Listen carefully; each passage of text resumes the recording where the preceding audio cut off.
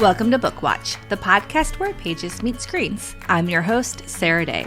Each week, I'll be joined by amazing guests to dive deep into the world of adaptations, comparing beloved books with their cinematic counterparts. From faithful retellings to bold reimaginings, we'll break down what worked, what didn't, and what made each adaptation unforgettable. Whether you're a bookworm, a movie buff, or both, you are in the right place. So grab your bookmark, grab your popcorn, and let's watch some books.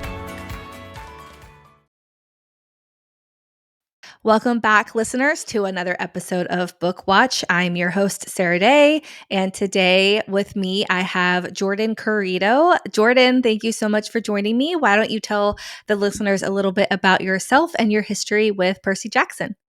Yeah, thank you so much for having me. I'm so excited to be here. I'm 26. I'm from Orange County, California. And Percy basically has been one of my best friends since I was 12. That's when I first started reading these books. And I've made so many friends through Percy, sitting in the library at lunch and people coming up and be like, hey, what are you reading? And we're still friends today. And it's something that I've bonded with my sisters over, and I have a little cousin, she's 10, and she's starting to read them. And so being able to connect with her and do like cousin book club with her and talk about these books has been a really awesome experience. So I'm a Percy fan for life. Oh, I love that. And I feel the same way about Harry Potter because when Harry Potter first came out, I was 11, which is the same year he finds out that he's a wizard. So I also kind of grew up with Harry Potter and similar, very big fan base around Harry Potter. But we're here to talk about Percy Jackson, and the book Percy Jackson and the Olympians, The Lightning Thief, was written in 2005 by Rick Riordan. And the audiobook is narrated by Jesse Bernstein.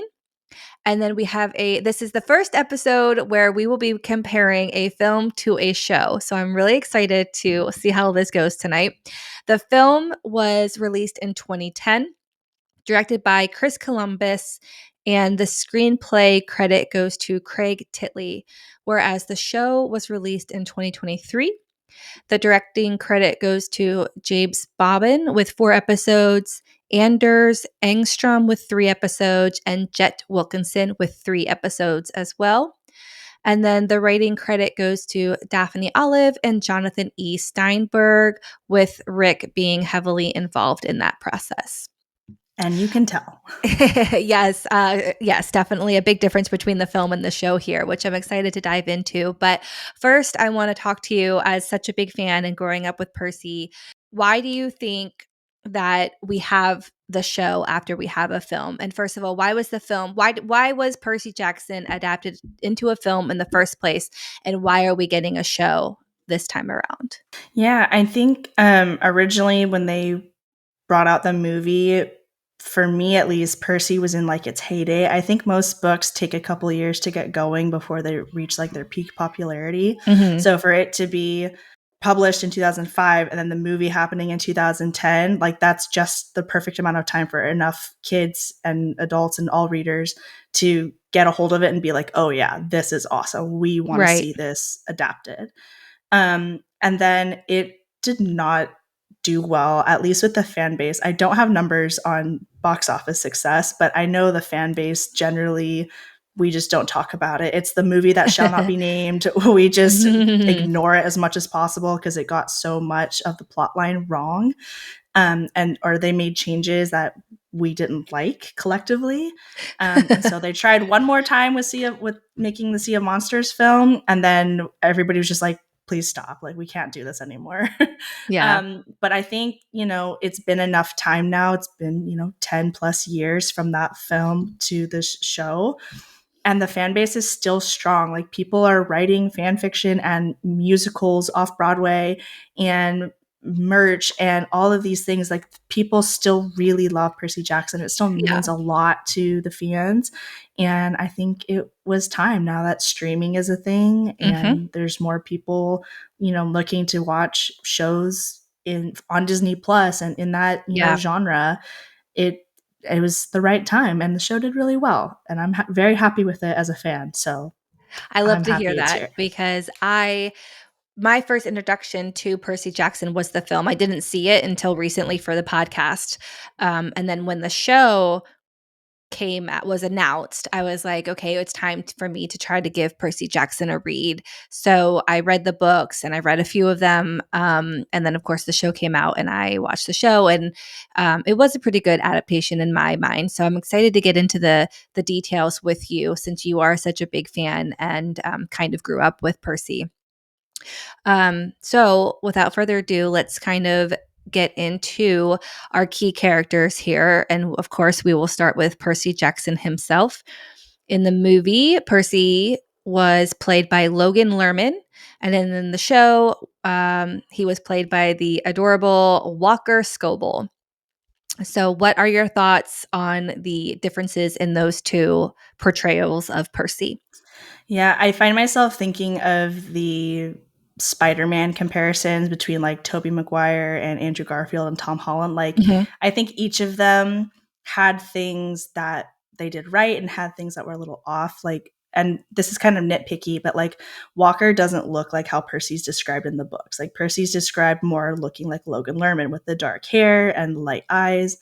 Um, but personality wise, Walker is Percy. Like he just is Percy Jackson. He is a 12-year-old boy. And I think that's hard too for Logan because he is aged up. He's supposed to be, I think, like 16 years old or something in the movie versus Mhm. Percy, when we first meet him, is supposed to be 12.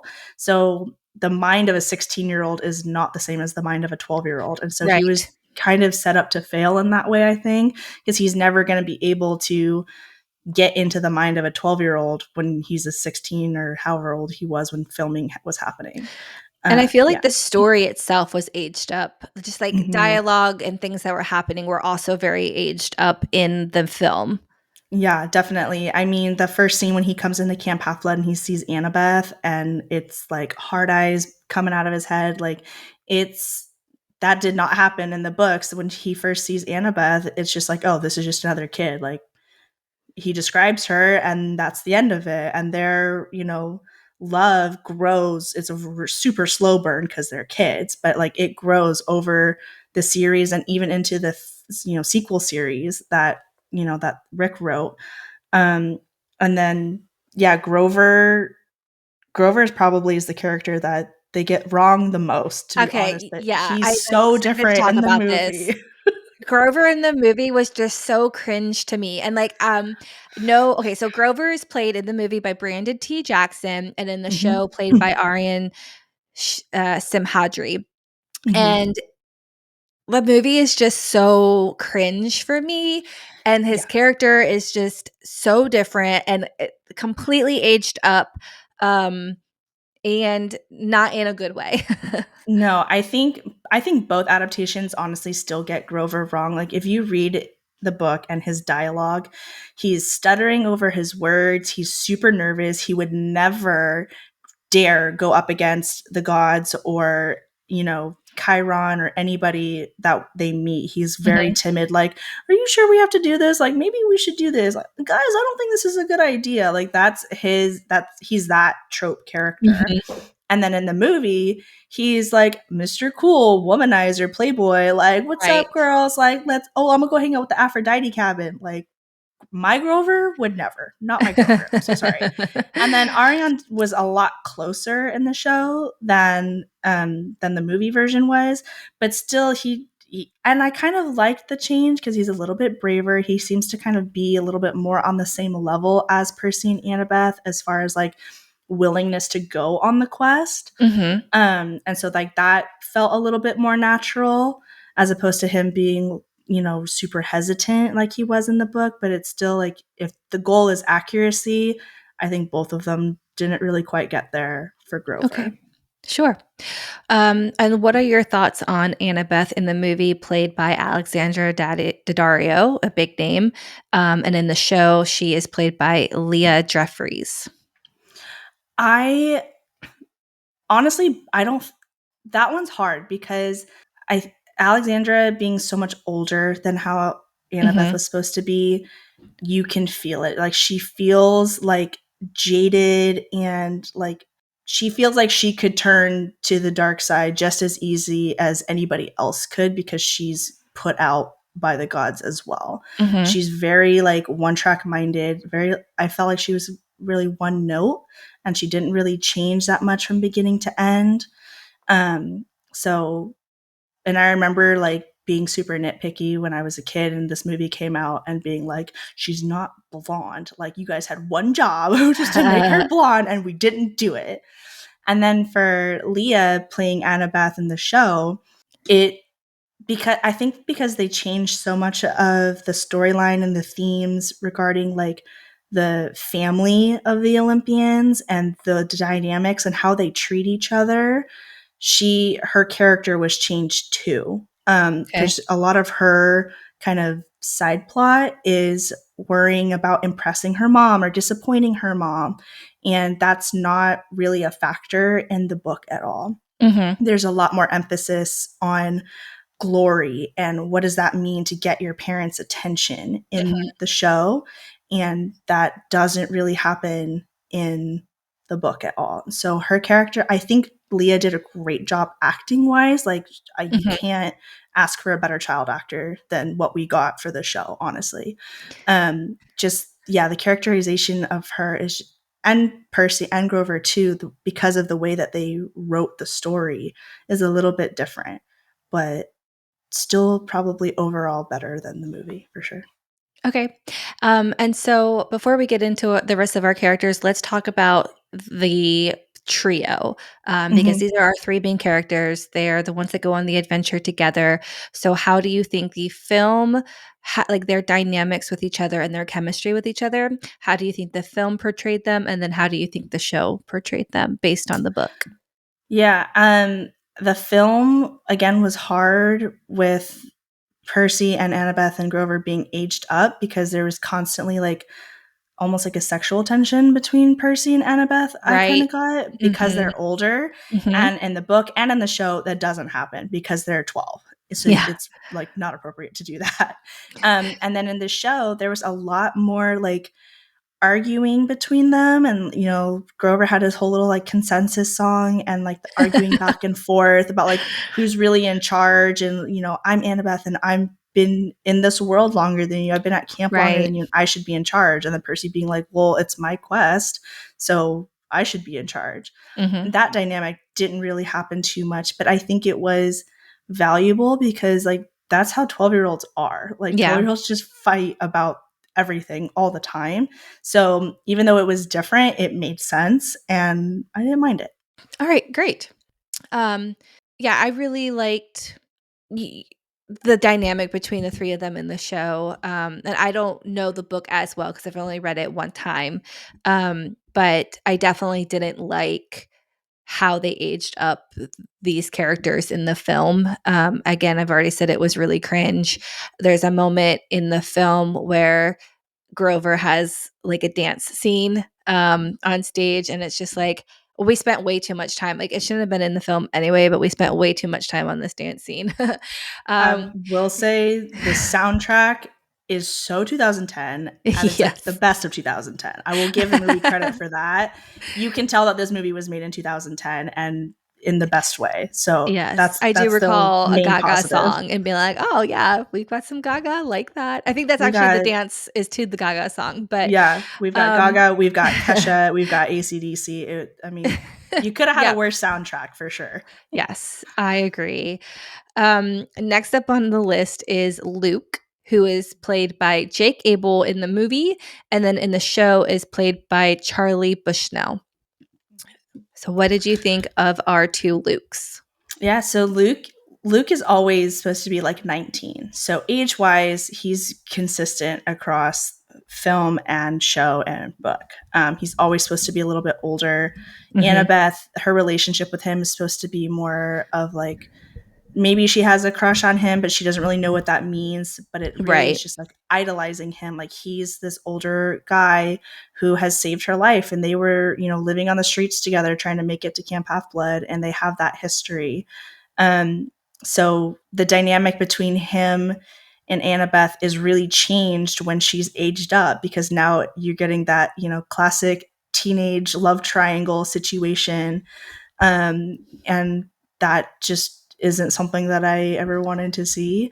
But I think Jake Abel did a great job playing Luke. Like, I felt like the menace from him. I felt that he was a Right. danger to Percy, that he could have hurt Percy if he wanted to.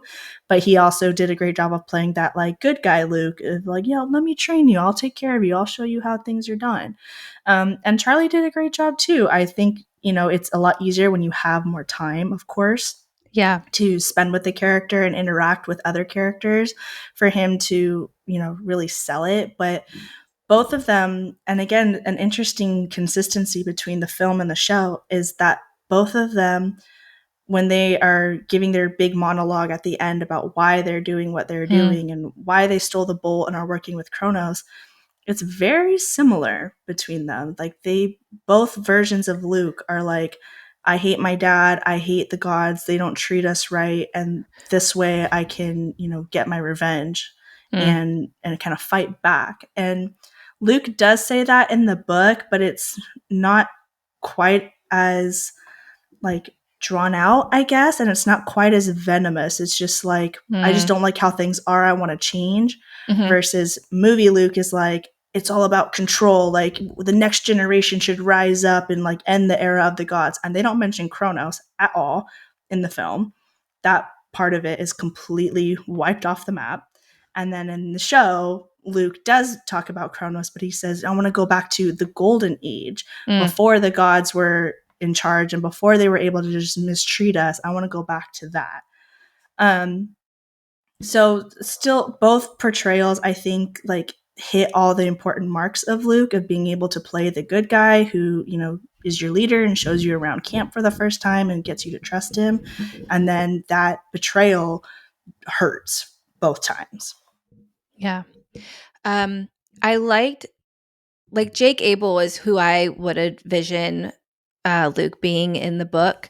But I think Charlie Bushnell did a really great job portraying Luke. And, the age gap is more clear in the show because the Mhm. kids are 12 instead of 16, like they are in the film. But yeah, I am excited to see more from Charlie, and I'm excited to see what Jake does in the next film, because I've yet to see that. But yeah, so I'm really excited to reread The Sea of Monsters, watch the film, and await season 2 of Percy Jackson. Yes. So that brings us to Chiron, who in the film is played by none other than Pierce Brosnan. Crazy And then pull. in the show, I mean, it's a very unique role for him too. Like, Yeah. it's just very surprising. And there's another surprising role, which I don't think I put her on my list, but we'll talk about her as a little bonus character at the end. Mhm. So Pierce Brosnan playing Chiron in the movie, and then in the show we have Glyn Turman. Mhm. I I love Glenn's Chiron. He feels the right age because Chiron is, he's an immortal. He's thousands upon thousands of years old. He was from the time of the golden, Kronos' golden age. Right. I feel that with him, like, just his voice and his mannerisms. Like, I feel like I can feel his ancient soul through the screen. He really captures that, like, wise teacher, the old wizard who tells you what your quest is and how things work. Like, he fits that perfectly.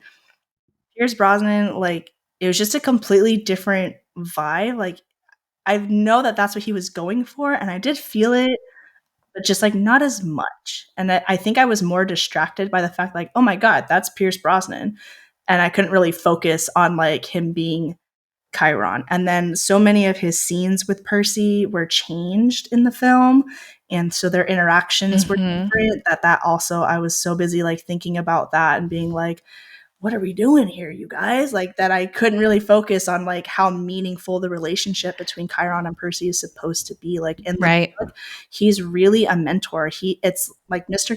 Chiron and Grover are the only two people that Percy trusts other than his Right. mom. And when he's stuck at boarding school, that's all he's got. And that relationship is really valuable to him. And you don't really feel that as much in the film, I think.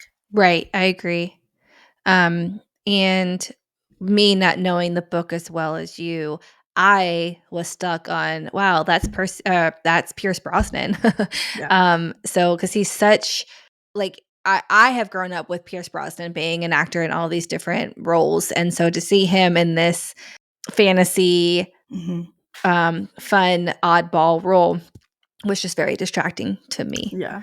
Yeah. It was an interesting. I feel like if he had been Zeus, that might have fit better. Right, But then they pulled Sean Bean for right. Zeus. I saw that and I completely forgot that part. And so the movie started and I was like, oh my God, it's Sean Bean. It's Ned Stark on my screen. What's going I on here? know. Right. Yes. So yeah, let's talk about Zeus and then we'll come back to Poseidon. So Yeah. Zeus, Sean Bean in the film, and then Courtney B. Vance in the show. Yes. And I thought it was Lance Reddick was Zeus in the show. Okay, let me pull that back up. Let's see. Internet Movie Database. So my apologies, listeners. Lance Reddick is Zeus in the first season. But he passed away R.I.P. in 2023. Yes, R.I.P. to the legend. He was a great Zeus, honestly. Like he felt scary, and that's how Percy describes him in the book. Is like he's Zeus. He's king of the gods. Like he Right. could dust you with a snap of his fingers, Thanos style. Um, and you feel that menace from him, and the show changes that scene quite a bit, actually. And Lance like threatening Percy with the Master Bolt, like you really believe he's gonna do it until Poseidon cuts in and stops him. Mm-hmm. That part of it didn't happen in the book, but I think it was a valuable scene to add, as far as developing the relationship between Poseidon and Percy and showing, the true depths of the gods and how far they're willing to go as Mm-hmm. immortal beings. And they don't think about harm and mortality the same way that a human would. Mm-hmm. Um, so yeah, and then Sean Bean like really had like what 2 seconds of screen time. Like he wasn't even there that much. Yeah. He did a fine job, but I I like think his look for yeah, Zeus, but I don't yeah, know. I think like you're right. Like Zeus is the king of the gods, and he just didn't really give that powerful of a performance. At least, not for this. But yeah, I like his look like for Zeus. But then again, I'm also used to the Disney animated Hercules version of Zeus. yeah, So to see yeah, that just like, powerful, like yeah, like aura, yeah, absolutely, and I do agree that Lance gave that, menacing aura in yeah, his scene there in the last episode. yeah. So let's work our way back up to Poseidon, who, of course, is the father of Percy. And in the film is played by Kevin McKidd. And then in the show is played by Toby Stevens. Hmm. Yeah. In the book, you really only see Poseidon in that last scene in the throne room with Zeus. You don't see him throughout the story. You Mm-hmm. don't really even hear his voice. He doesn't really like talk to Percy that much. He uses like other vessels to communicate with Percy. And the way that Sally talks about him is always, very warm, very like, yeah, he was, he had to go away, but he really loved you. And it's very positive, when she talks about him. Mm-hmm. And then in the movie, you same thing, don't really see him that much. He appears via voice in Percy's head a couple of Mm-hmm. times, to kind of guide him on the right path, and then you see him at the end, and that's it. The show is really interesting to me because you see him in a flashback scene Yes. talking to Sally. That scene does not happen in the book. It does add a lot to both of their characters, though, and Mm-hmm. the way that she talks about Poseidon and the way that Percy feels about Poseidon is really like better understood through that scene.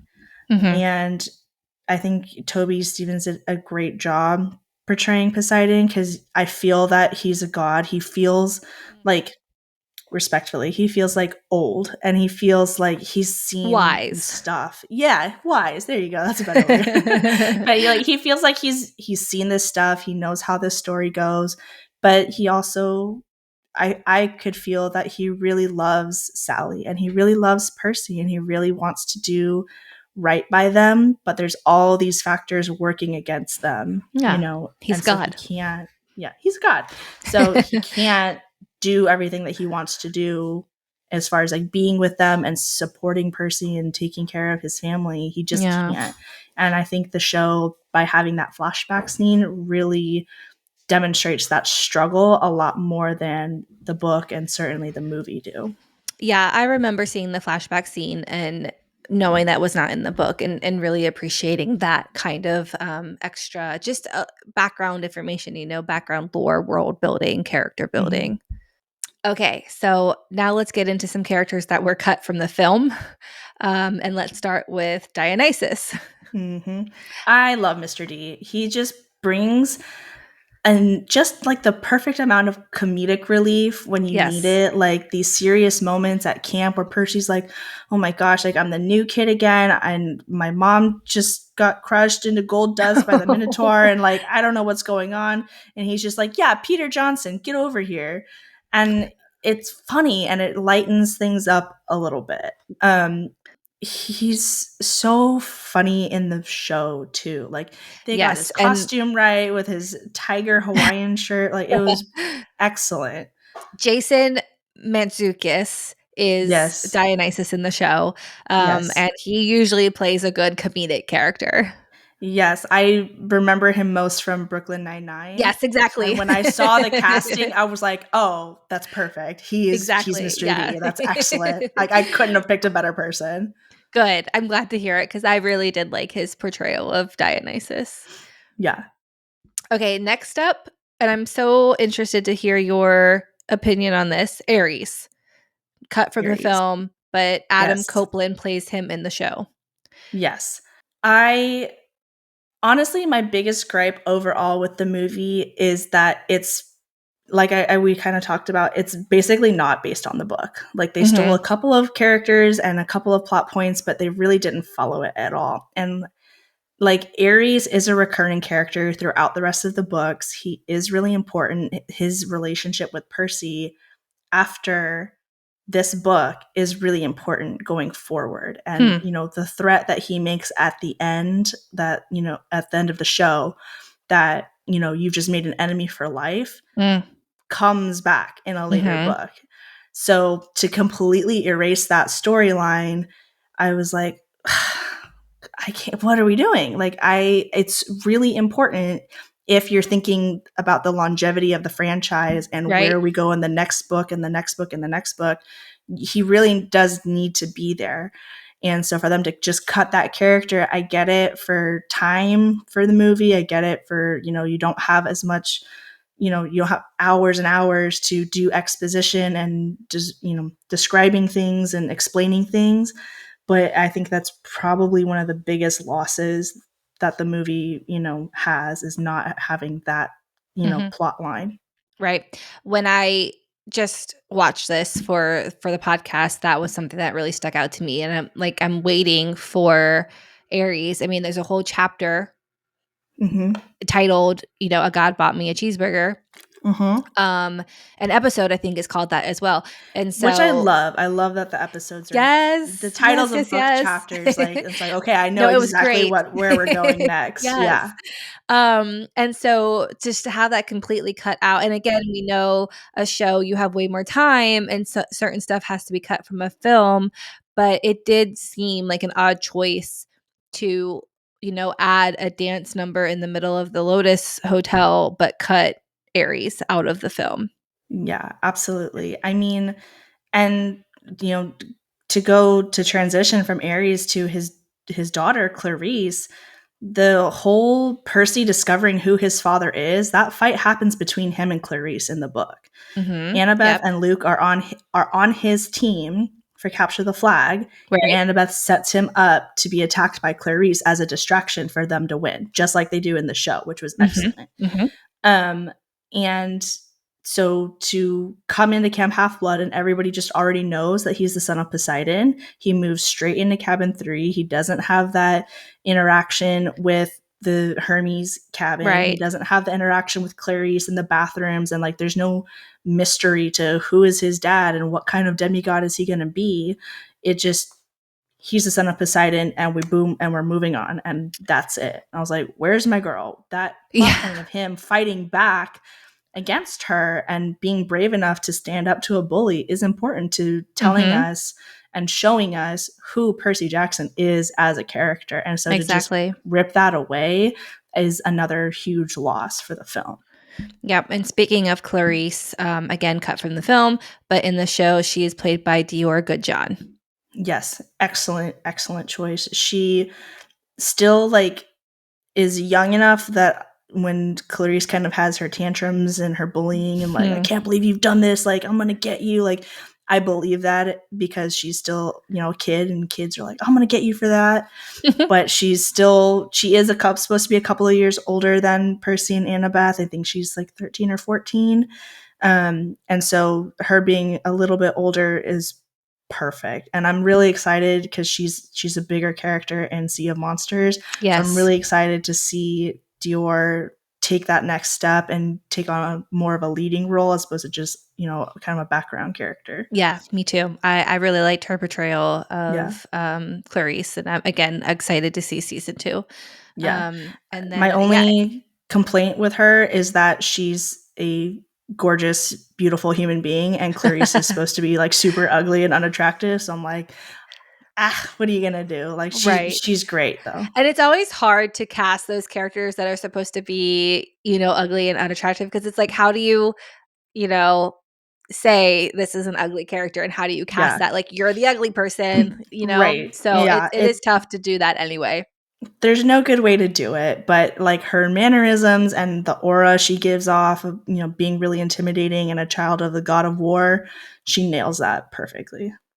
Yes, I agree. I thought she did a really good job, and again, I'm excited to see her in season 2, and I'm excited to see Sea of Monsters and how they introduce this character. I'm sure it's just going to be like she's here now, at Camp Half Blood. Yeah. But let's move on to Hermes. Not in the film, in the show, played by none other than Lin Manuel Miranda. Now, remind me, because it's been a minute since I've reread the book. Does he appear in the book? Nope. Okay. Hermes is not in the book. He's mentioned in the context of talking about Luke and Luke's trauma and why Luke thinks the way he does, but Hermes does not appear. The way that they get to the Lotus Hotel is an accident. In both the film and the show, it's set as like you're supposed to go here. They versus in the book, they just happen to find it when the animals escape the trailer Mhm. in Las Vegas. Mhm. So that is also a new thing. And learning about Luke's mom doesn't happen in this book. I don't even know if it happens in book 2. I think it might not even be till book 3 that we learn about Luke's mom and what happened to her. And that again is to serve mostly as like understanding for the audience of why Luke is doing what he's doing. Yeah. So, but to have that conversation with Hermes and him talking about, you know, being a parent is hard, like, you know, and I talked to your dad, Percy, and, you know, asked him like what I should do. Um, it worked well in the context of the show and them focusing on, you know, how the gods treat each other and how they've treated their children in the past and how, you know, trying to be better and, you know, move forward in the right direction. Mhm. It hit well, but it is new to the storyline in the show than in the book. Okay. Did you like it? Did you like having that extra Hermes, and did you like having Manuel Miranda? You know, I was excited at first. Like, I'm a fan of Hamilton. I'm a fan of, you know, stuff that Lin-Manuel does. I just remember seeing like a bunch of people on Twitter saying that like Hermes is supposed to have a ton of kids, and Lin-Manuel Miranda does not give off the vibe Mm, of being like a womanizer like player in that way. And I was like, sure. yeah, I kind of feel that. But I think like he's the trickster god a little bit. He's, you know, the god of thieves and travelers and, you know, jack of all trades, master of none. And so I did kind of get that like Yeah. mischievous vibe from him a little bit. And so I'm excited to see in future storylines and future books and future seasons of the show, when he does have more screen time and you do get to interact with him more, how he's going to take on those scenes. So overall, like, I don't know if I would have picked him myself if I had been in the casting director's chair, but I'm optimistic about how it's going to go in the future. Yeah, I'm excited. I'm excited to revisit the later books because I know I think Sea of Monsters, I really remember that one a lot more than the past books. And now I'm wondering, I think I might have only read 3 because I can't remember. Like 3 is the maze, right? No, that's book 4. Oh, okay. So Yeah, then Battle of the I've Last book 4. okay. What happens in book 3? That is Atlas and the Hunters of Artemis. We meet Bianca and Nico. Okay. And then the maze is book 4. I think book 4 might be the last one that I read then. Uh-huh. Um, before we get into 2 characters I want to touch on that I didn't include in our list, Hades is the last on our list. Hades is played by Steve Coogan in the movie, which was a really interesting take on Hades. And then in the show, he was played by Jay Duplass. Yes. I think both of them suffer for the same reasons, and that when the book describes Hades, he's in his like 10-foot tall form. He's sitting in his throne. He's in like Greek robes, and the robes, like as the fabric moves, you see like different faces like screaming in agony and anguish, Ugh. and they're suffering. And it's a really intriguing look that you're like, oh, I would love to see that brought to life. And then in the film, like they say like, oh, the Mick Jagger look works for you. He looks like a washed up rock star. Yeah. And then in the show, he's just like in a normal like suit, like Suit. robe thing.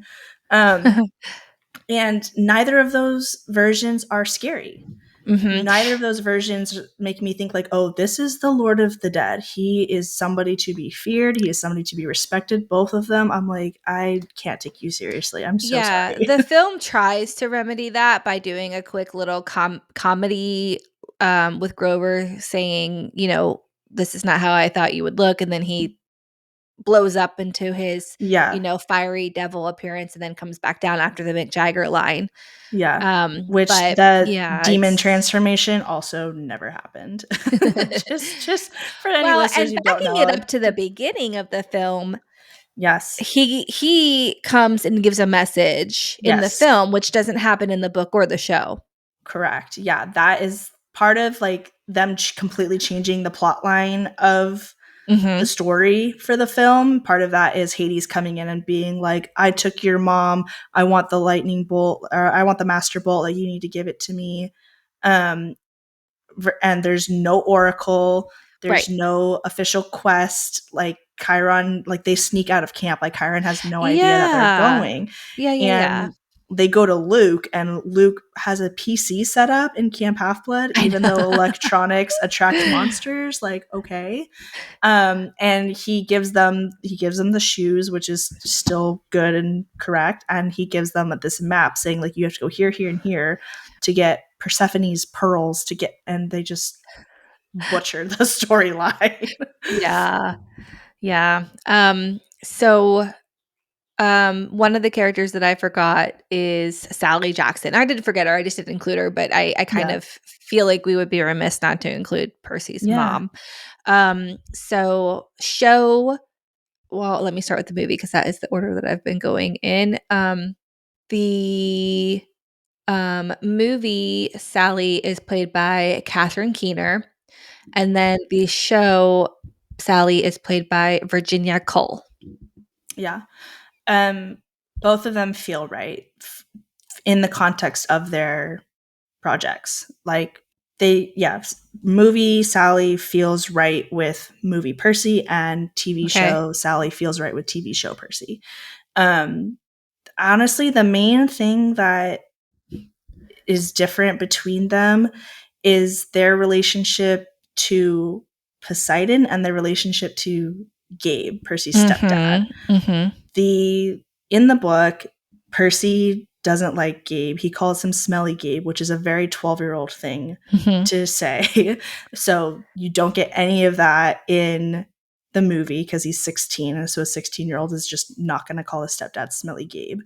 And Gabe is described as being kind of a loser. He doesn't have a job. He, sits at home and drinks beer all day and plays poker with his friends. But when Sally and Percy interact with him, it's very deferential. It's very like, hey, well, if we're good, he'll let us borrow the car to go to the cabin on the beach. Right. Versus, and then in the movie, you also get that, like, Percy, like, just don't make him mad so we can get what we want done. And then in the show, they completely change that. And Sally, has no problem arguing with him and saying, like, well, I'm not going to get your sandwich if you don't do what I want. And so their dynamic is very different. Like, he's still a jerk, but he's not, it doesn't seem that he's abusive the same way that he's described as being abusive in the book and how he's depicted in the movie. Do you think that takes away from kind of like the sacrifice that she's making for the reason why she's with Gabe in the show? Yeah, absolutely. I mean, in the show, I don't even think they explain why she's with Gabe. She just is, and that's just how things are. Mhm. But in the movie, they actually do a good job of saying, like, Yeah. your mom was sacrificed for you all these years. She put up with his nonsense and his abuse for you, Percy, to protect you. And in the book, they explain that as well. And at the very end of the book, it stuck with me because that's it takes all the way through the end of the book for Percy to realize that Gabe has been physically abusing his mom while he's away at school.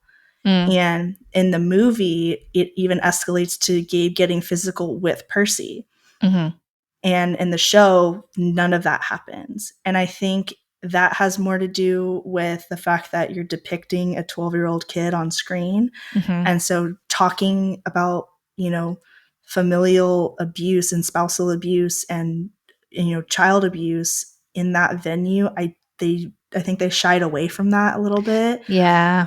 I know that part of why Percy is so important to a lot of people is because he was somebody who understood what they were going through when Yeah. they were being abused at home by a parent or a step parent. And so it was like, well, if Percy can survive that and can be brave and can be good despite of what Mm. he's going through, then I can too. And so for Mhm. them to take that away in the show was, I think disappointing for a lot of people. And then Yeah. in the movie, they went like really far in the other direction where now Percy and Gabe are getting into a physical altercation and Sally's having to separate them. And I think that might be, who knows which came first, the decision to age them up or the decision to include that scene. But I think you can't have one without the other.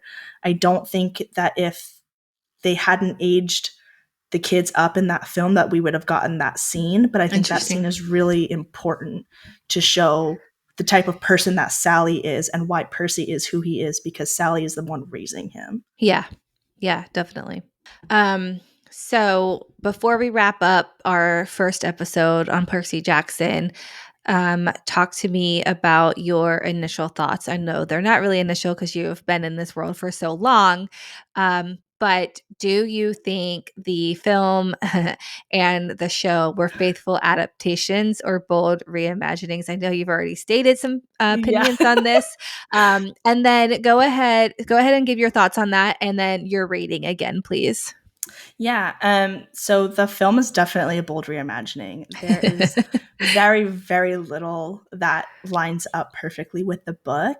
That being said, as a movie, if you're just going to go in blind and not have any idea that it's based off a book, it's a solid movie. It's an 8 out of 10. The soundtrack is awesome. The acting is pretty good.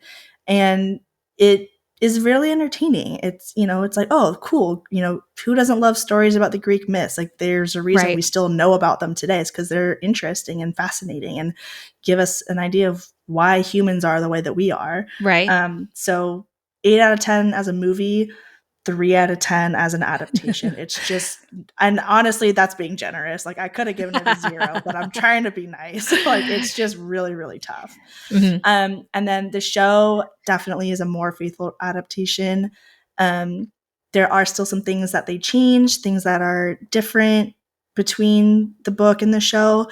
But I think that has more to do with the fact that it's a show and the show is the medium than them trying to just change the story. I think when you look at the whole show and you binge it in one sitting, like I did to prep for the podcast, it's like watching it week to week. I was like, why are they doing this? Like this has changed and this has changed. Like what? Like I don't understand it. But then watching it all the way through, like it's a lot easier to see the threads of like, oh, not all monsters look like monsters and not all heroes look like heroes. And who do you want to be, Percy? You can choose. And, Annabeth confronting Hephaestus, who also doesn't show up in the book or the film, and like, Percy's not like that. Percy's better than that. I want to save him. I don't want to be like how the gods are. When you take all of those things together from beginning to end of the show, it's a really beautiful story and it makes sense and it fits well. And so as an adaptation, I gave it an 8.5 out of 10. And just as a show, straight up, 9.5 out of 10. There were some really tough lighting scenes, but we've seen that in shows and movies for the last 5 years. People have been complaining about 5+ years. People have been complaining about it. So that's my main nitpick with the show, like construction wise. And so 9.5 as a show, 8.5 as an adaptation. And I'm really, really excited for season 2. It comes out in December. They've announced season 3. I'm pumped. I'm so pumped. Excited. Thank you for joining me tonight. Next week, we'll be getting into the key plot points of the film, the book, the film, the show, and kind of really getting into the adaptation conversation. All right. Thank you, listeners, and we will see you next week. That's a wrap for today's episode of Book Watch. I hope you enjoyed this journey into the world of page-to-screen adaptations. If you loved today's episode, don't forget to subscribe, review wherever you listen to podcasts, and share it with your fellow book and movie lovers. If you'd prefer to watch along, you can check the show out on YouTube. You can follow the show on Instagram at Bookwatch Podcast, and you can follow me, Sarah Day, on Instagram at captain.mcdee. That's MCDEE. You can also join the conversation in the Bookwatch Lounge on Facebook at www.facebook.com/groups/bookwatchlounge. If you would like to support the podcast, you can join the Patreon at www.patreon.com/bookwatchpodcast. Tiers start at only $4 a month, and I'd love to have you over there. If you have a favorite adaptation you'd like to cover with me, I'd love for you to apply to be on the show with the contact form on our website at www.bookwatchpodcast.com. Until next time, keep reading, keep watching, and I'll see you next week.